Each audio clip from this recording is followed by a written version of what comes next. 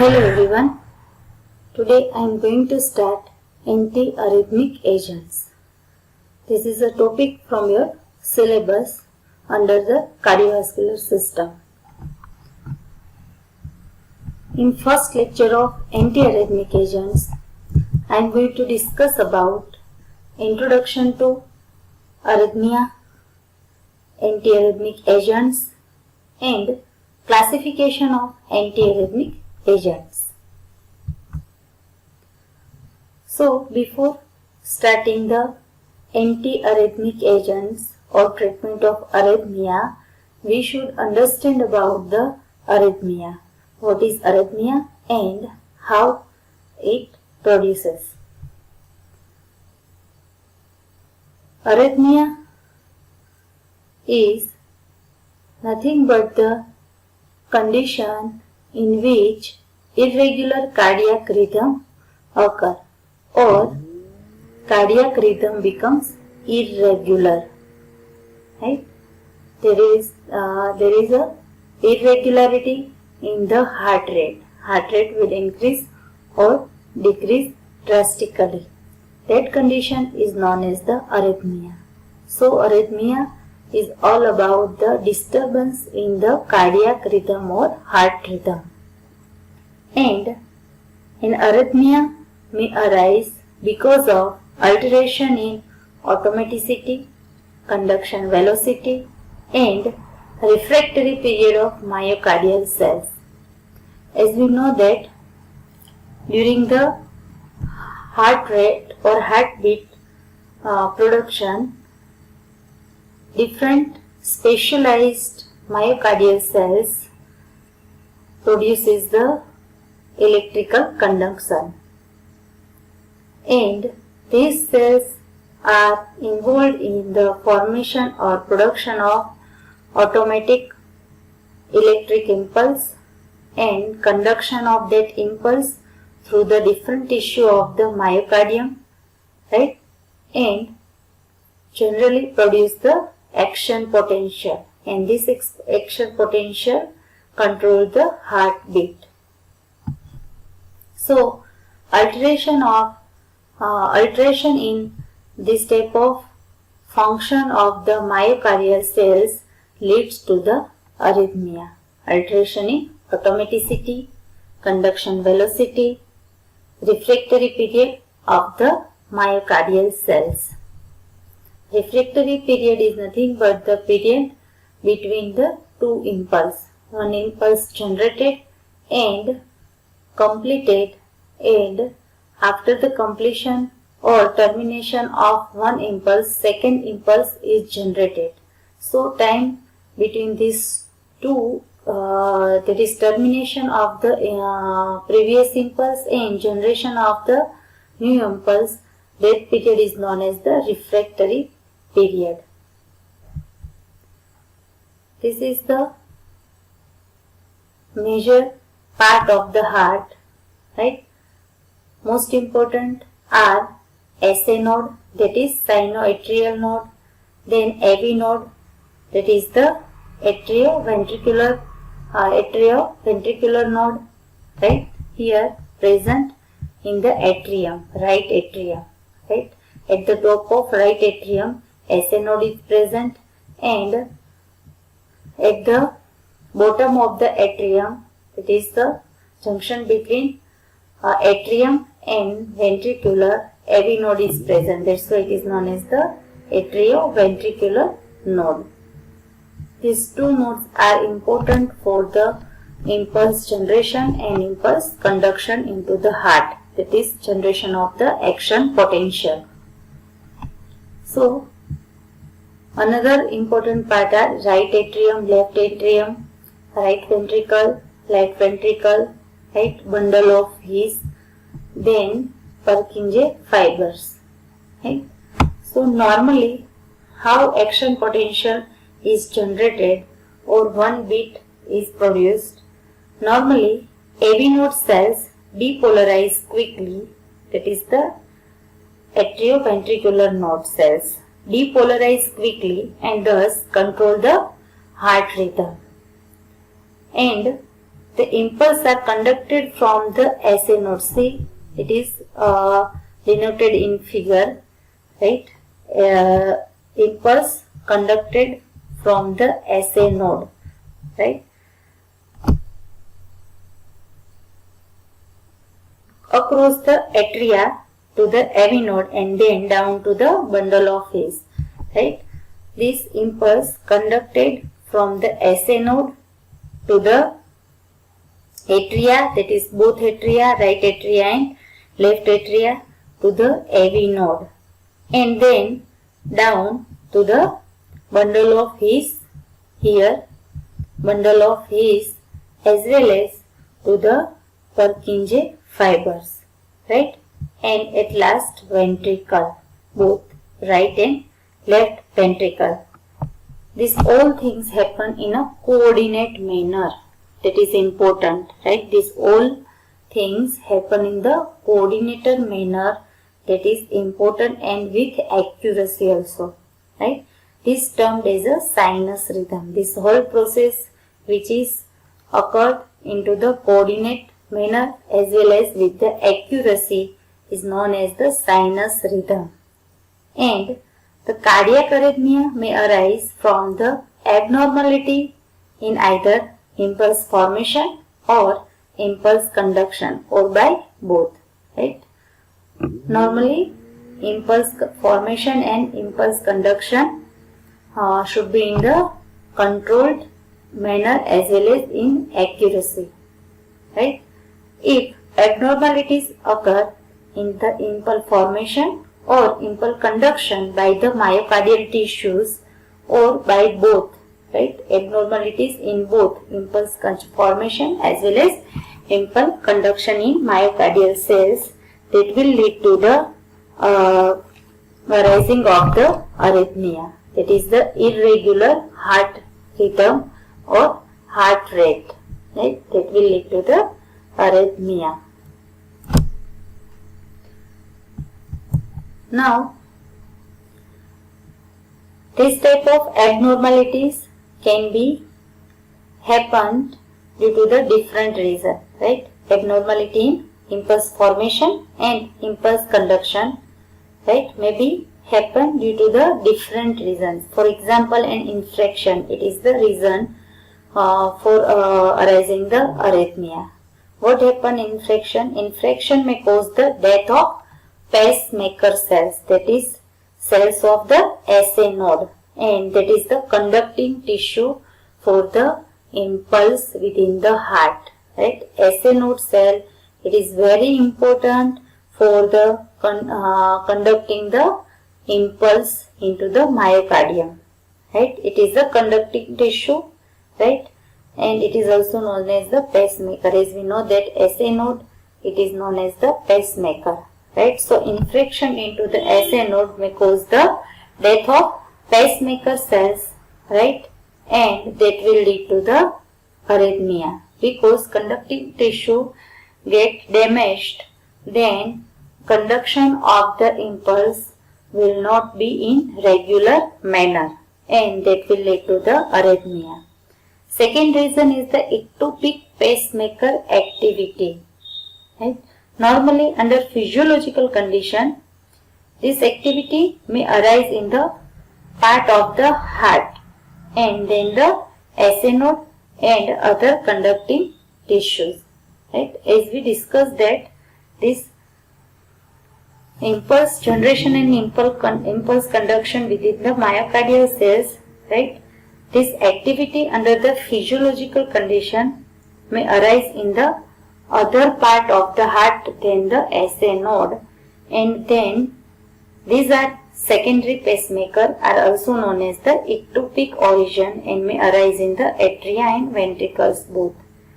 All over, ectopic pacemaker activities is nothing but the activity in which impulse generation and impulse conduction occurs other part of the heart than the SA node and conducting tissue. Normally, impulse generation and impulse conduction occur by the SA node and other conducting tissue, right? But here, what happen? this activity is occurred or produced by the other tissues than the SA node, and this tissue may be of atrium or ventricle, right? So this type of ectopic pacemaker activity also produces the irregularity in the rhythm, because normally SA node and conducting tissue produces the impulse and conduct it through the myocardial cells, right? So simultaneously other part of the heart will also produces the such type of impulse and conduct it into the myocardium. Then it will interfere with the normal activity of the SA node and normal cardiac rhythm, and it will lead to the irregularity in the cardiac rhythm, and that will lead to the arrhythmia. Third reason is the re-entry. Normally what happens in normal cardiac rhythm, the conduction impulse dies out after it has activated or transfer into the ventricles, right? Because it is surrounded by the refractory tissue. Ventricle is surrounded by the refractory tissue. That point keep in mind that, right? Ventricles are surrounded by the refractory tissue. So what happens? Generally, impulse comes from the SA node, conduct from the SA node to the AV node, to the both atrium, then a bundle of his Purkinje fiber, and at last to the ventricle. And after ventricle, there is a refractory tissue. So in the refractory tissue, this impulse get terminated, right? So further impulse conduction will not happen. So here termination of the impulse is compulsory. So starting to the termination of impulse, there is a one beat of the heart, right? So conduction of the one impulse from the SA nerve to the ventricle and last refractory tissues, that is a one beat of the heart, right? And last impulse is terminated into the refractory tissue, right? But in some condition what happen? Re-entry of the impulse is generally occur, right? So what happen? Refractory period has subsided, right? Refractory period will not maintained by the myocardial cells, right? Impulse re-entered into the myocardial cells and not terminated into the refractory tissues. That's why refractory period is cancelled and continuous conduction of the impulse will occur, and this continuous circulation of the action potential also lead to the irregularity into the normal cardiac rhythm, and that's why it will lead to the arrhythmia, right? Then cardiac tissue disorders.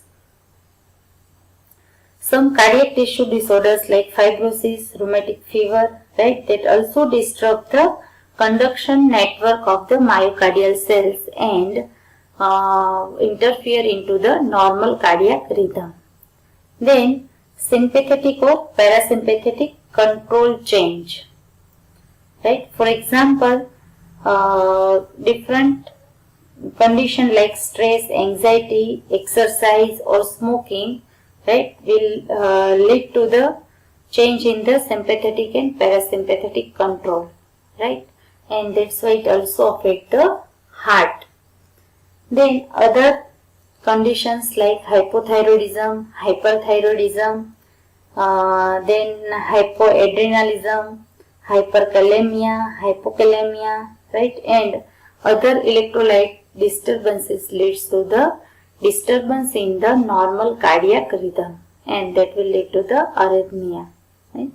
So these are the different reasons by which chances of the arising of the arrhythmia will occur, right?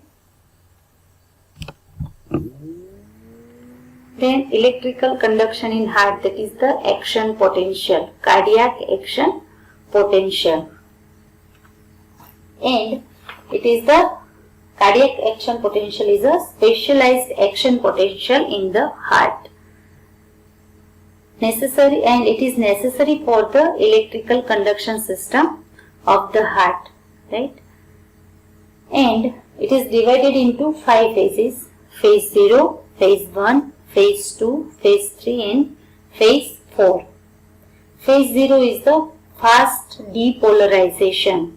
Right here seeing a figure, one plot is given, time versus the membrane potential. Right? It is the one graph that is of 4 phases is one action potential. Right? So this one is the phase 0, which describes the depolarization, fast depolarization. Right? Fast and rapid depolarization occurs when membrane reaches the critical firing threshold, that is minus 60 millivolt. Right? Sodium channel open, resulting fast inward current. In phase 0, what happened? Sodium channel is opened, right? And opening of the sodium channel leads to the inward current of the sodium ion and upstroke and as sodium channels and get rapidly inactivated. Right?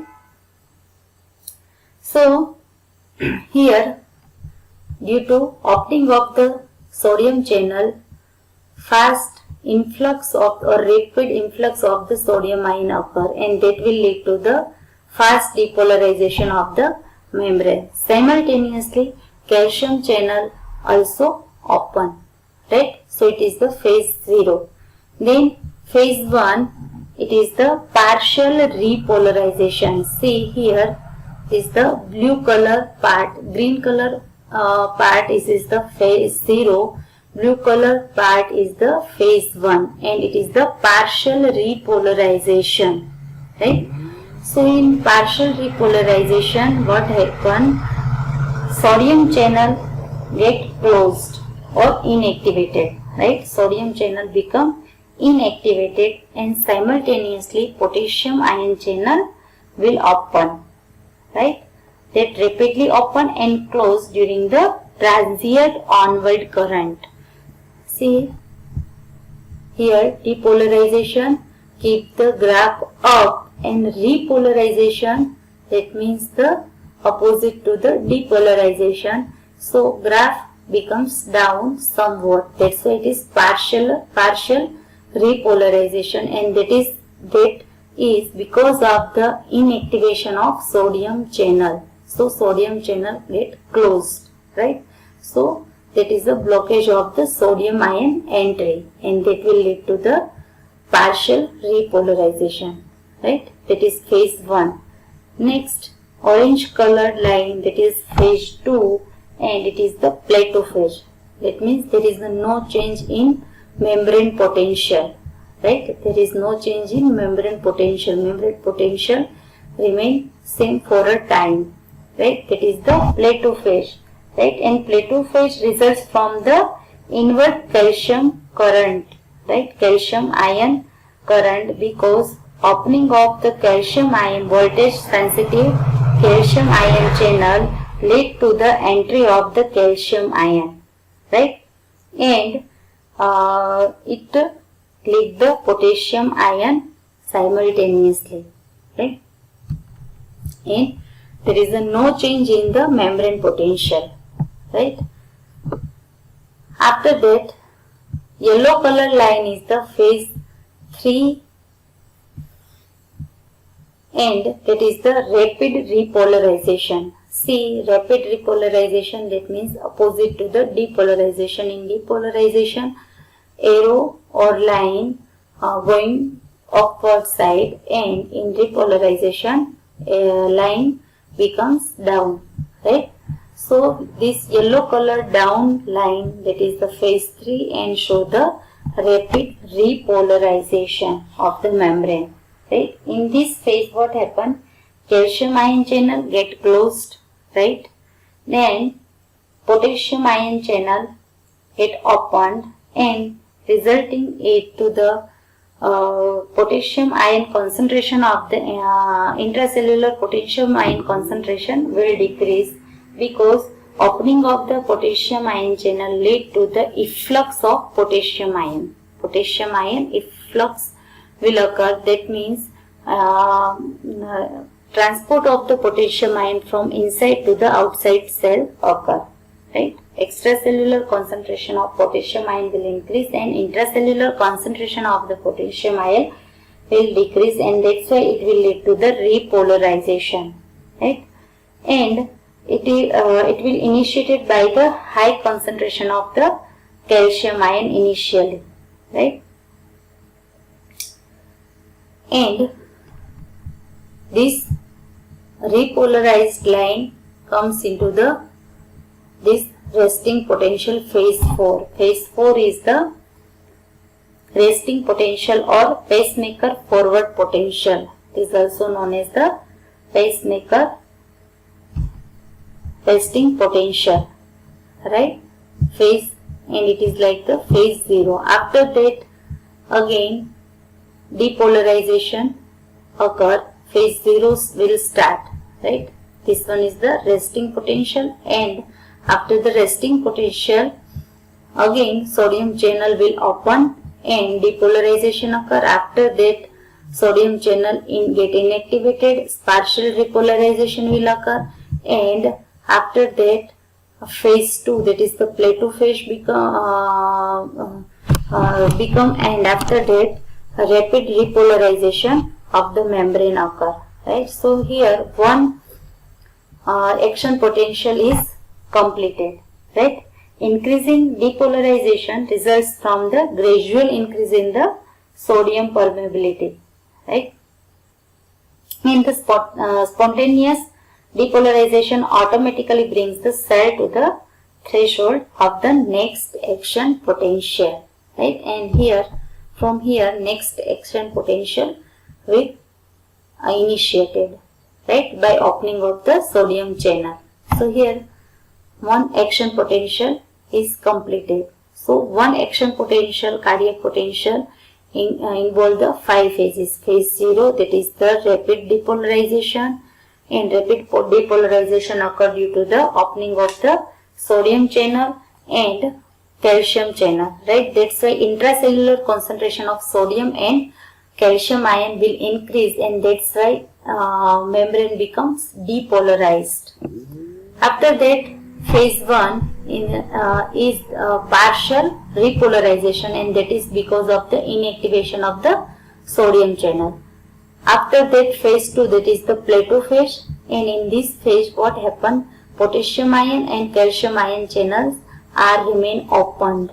So in this phase, intracellular entry of the calcium ion will increase and extracellular entry of the potassium ion will increase, right? Potassium ion moves outside the cell and calcium ions moves inside the cell. So intracellular concentration of calcium ion will increase and intracellular concentration of potassium ion will decrease, and so potential of the membrane remains same. That's why it is the plateau phase and phase 2.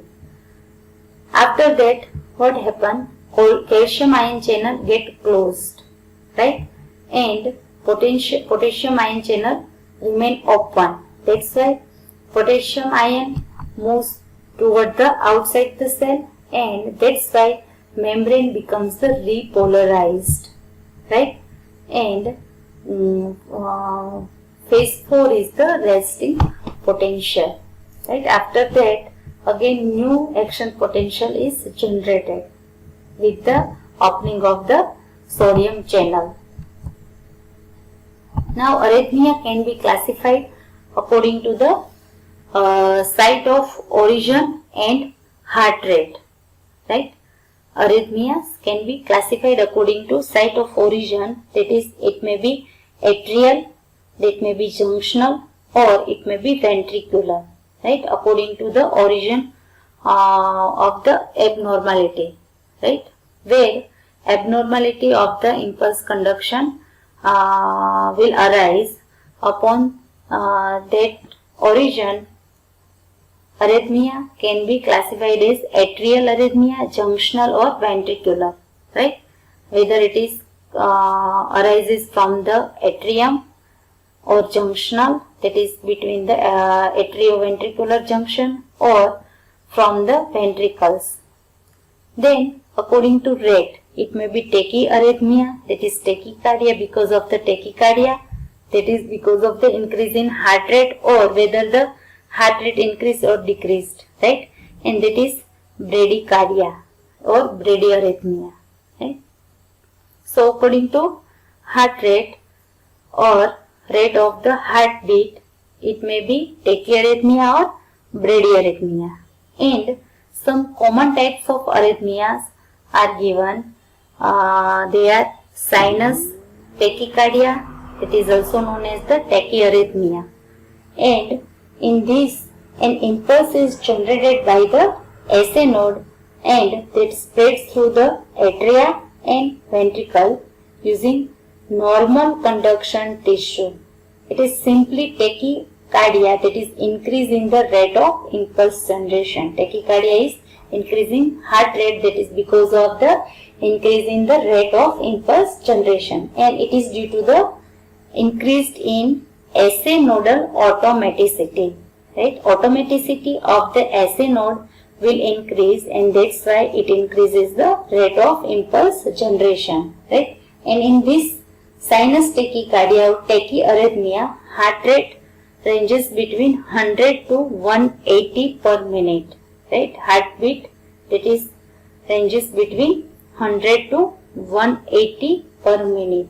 It usually occurs even in normal individual under the condition of exercise, anxiety or stressed condition, right?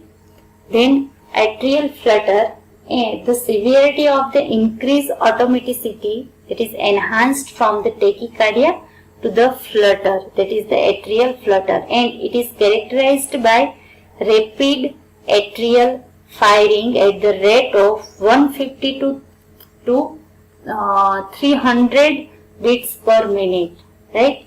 And that is because of the ectopic origin. Ectopic origin, that is the atrium. Ectopic origin, that means the impulse generation origin other than the SA node.